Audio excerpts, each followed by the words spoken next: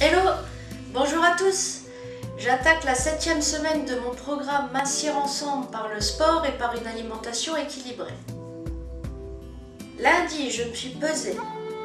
J'étais à 97,7 kg, soit 900 g supplémentaires. Au niveau des mensurations, à la poitrine 121 cm, donc rien n'a changé. Au niveau du ventre 121 cm, donc moins 1,5 cm. Et au niveau des hanches 115 cm, donc plus 2 cm. Je ne comprends pas très bien ce qui s'est passé cette semaine pour que je grossisse.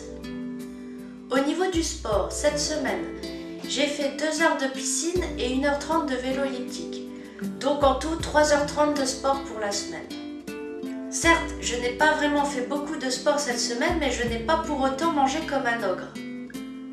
J'ai probablement dépensé moins que ce que j'ai consommé, mais de là à grossir, c'est assez incompréhensible.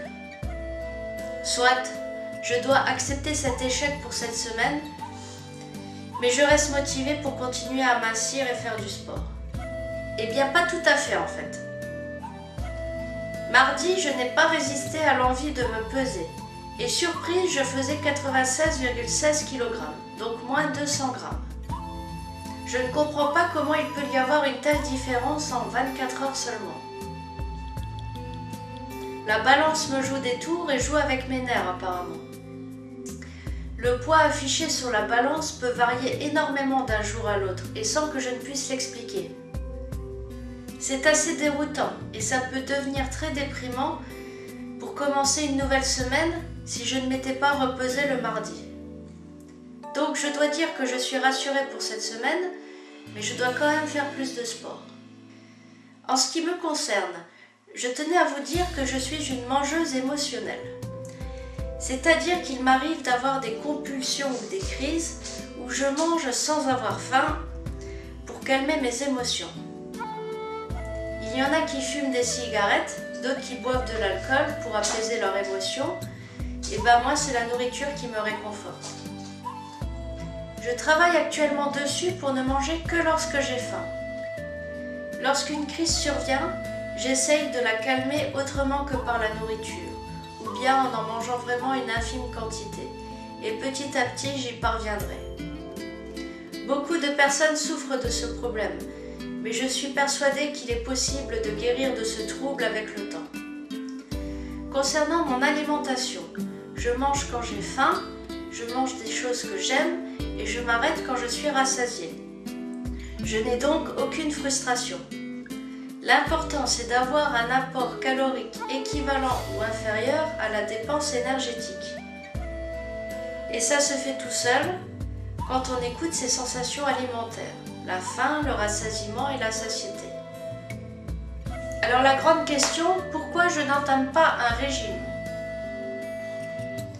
Ma perte de poids serait beaucoup plus spectaculaire et je serais fière de moi de montrer une volonté à tout rompre. Eh bien c'est très simple, les régimes ne marchent pas sur le long terme. Dès que je remange normalement, c'est-à-dire des aliments interdits par les dits régimes, la reprise de poids est spectaculaire. Et sérieusement, je ne me vois pas faire un régime à vie pour ne pas regrossir et me priver d'aliments pour ne pas regrossir. Les régimes malheureusement dérèglent l'appétit et créent des troubles du comportement alimentaire. J'en ai fait les frais, donc je sais de quoi je parle. Par exemple, j'ai fait la soupe aux choux, une connerie monumentale. Alors oui, j'ai maigri temporairement, mais j'ai repris du poids ensuite et je ne supporte plus l'odeur de la soupe aux choux car mon corps associe cela à de la privation. J'ai fait le régime du camp. Tout allait super bien car j'étais à la maison, donc je contrôlais ce que je mangeais car le régime du camp demande un énorme investissement culinaire et une énorme rigueur. J'ai dû ensuite travailler et je ne pouvais plus contrôler mes repas. Et ben en 1 ou 2 mois, j'ai regrossi. Et surtout, j'ai eu un mal terrible au rein pendant des semaines. Lorsqu'on est dans un régime, on est dans le contrôle alimentaire. C'est-à-dire qu'on s'interdit de manger certains aliments car ils ne sont pas autorisés.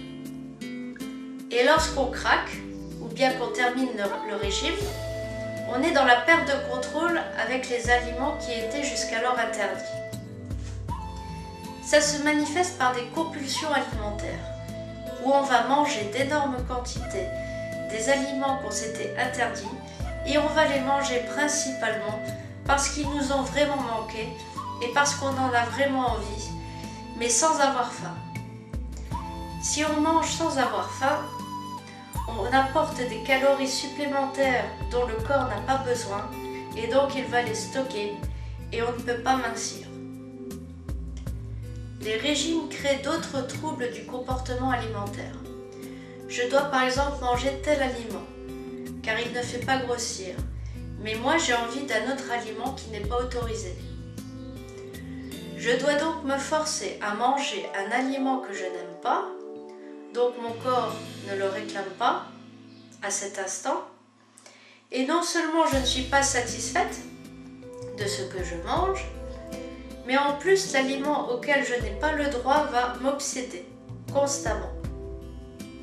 Également, je vais devoir manger sans avoir faim, au repas, me forcer, et ne pas manger quand j'ai faim, entre les repas. Vraiment, si vous voulez bousiller vos ressentis alimentaires qui se manifestent par la faim, le rassasiement et la satiété, faites un régime et vous ne respecterez plus vos besoins corporels. Vous serez dans le contrôle mental de la nourriture et vos choix alimentaires se feront en fonction de votre tête, dictés par les lois du régime, et non plus en fonction de vos besoins corporels.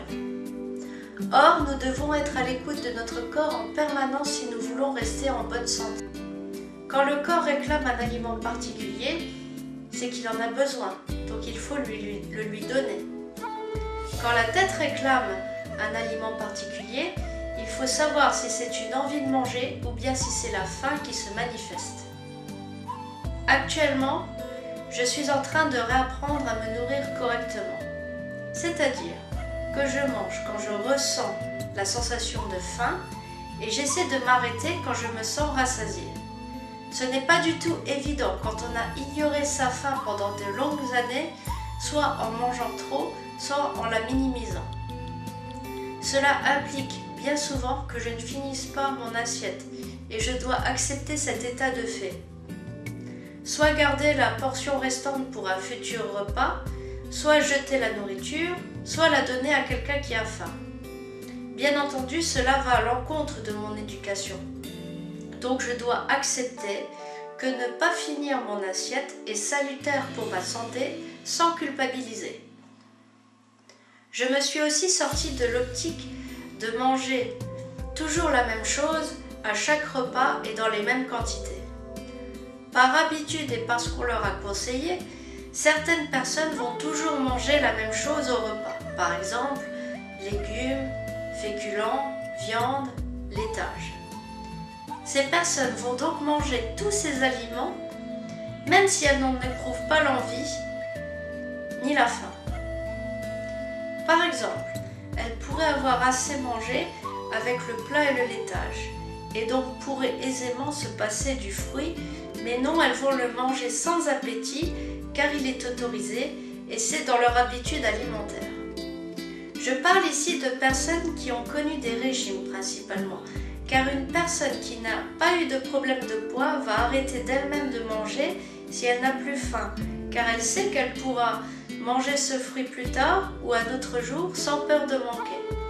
Il est faux de croire que le corps a besoin de légumes, féculents, viande, laitage, fruits à chaque repas. Le corps réclame généralement d'instinct ce dont il a besoin pour éviter les carences et il suffit de l'écouter. Comment cela se manifeste-t-il ? Généralement, on va avoir envie d'un type d'aliment en particulier qui est transmis au cerveau. Et c'est là qu'il s'agit de faire la différence entre une envie de manger qui vient de la tête et une envie de manger qui vient du corps. Pour ceux qui n'ont jamais connu de régime, aucun souci pour les distinguer. Mais pour ceux qui ont connu la privation, c'est là que c'est délicat. Est-ce une compulsion Ou bien ai-je vraiment besoin de cet aliment pour reconstituer mon organisme? Et surtout, vais-je arriver à le manger sans culpabiliser? Si j'accepte de manger de tout sans restriction, sans peur de grossir et sans culpabiliser, j'arriverai petit à petit à distinguer mon envie de manger compulsive, c'est-à-dire manger en grande quantité d'un aliment gras et sucré par peur d'en manquer sans avoir faim, de ma faim véritable qui prend fin avec le rassasiement et le sentiment de satiété. Le plus dur, je pense, ce n'est pas de savoir quand on a faim, bien que ça reste encore délicat pour moi, pour l'instant, mais de savoir quand on est rassasié et même si on ne peut pas finir ce qu'on a prévu de manger au début du repas. Savoir s'arrêter de manger en plein repas, car on n'a plus faim, qu'on se sent rassasié, c'est la base pour ne pas apporter de calories supplémentaires à son corps et donc éviter de grossir. Cela paraît enfantin, voire très simple pour des personnes qui n'ont jamais suivi de régime. Mais pour ceux qui ont connu la restriction, la privation, ça demande l'effort de réapprendre à retrouver ces sensations basiques, mais vitales, de l'organisme, qui régulent des apports alimentaires de manière harmonieuse. Pour ma part, j'espère avoir d'encore meilleurs résultats la semaine prochaine, mais quoi qu'il arrive, je n'abandonnerai pas. Je veux mincir en mangeant de tout et j'y parviendrai même si ça doit durer plus longtemps que prévu. Merci de m'avoir écouté. N'hésite pas à aimer cette vidéo si elle t'a plu et abonne-toi à ma chaîne pour recevoir les futures vidéos. Je te fais un gros bisou. Je te dis à la semaine prochaine. Bye bye!